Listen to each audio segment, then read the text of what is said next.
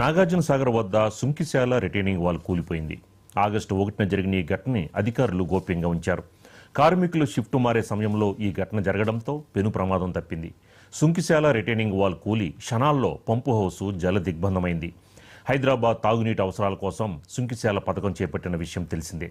సొరంగాల్లోకి జలాలు రాకుండా రక్షణగా రిటైనింగ్ వాల్ నిర్మించారు. రిటైనింగ్ వాల్ కోలడంతో సుంకిశాల పంపు హౌస్ నీట మునిగింది.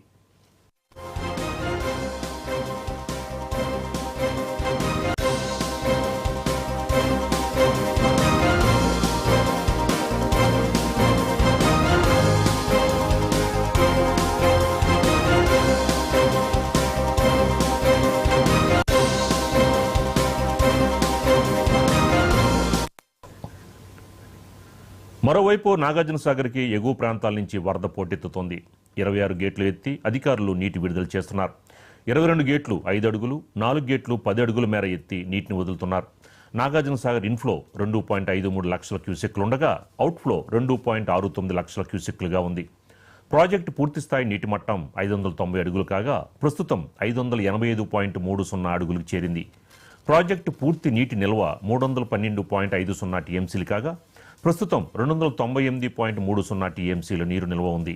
సూర్యాపేట జిల్లా పులిచింతల ప్రాజెక్టుకి భారీగా వరద నీరు కొనసాగుతోంది. నాగార్జున సాగర్ నుంచి నీటి విడుదల నేపథ్యంలో ముందు జాగ్రత్త చర్యల్లో భాగంగా అధికారులు 11 రేడియల్ గేట్లను ఎత్తి నీటిని దిగువకు విడుదల చేశారు.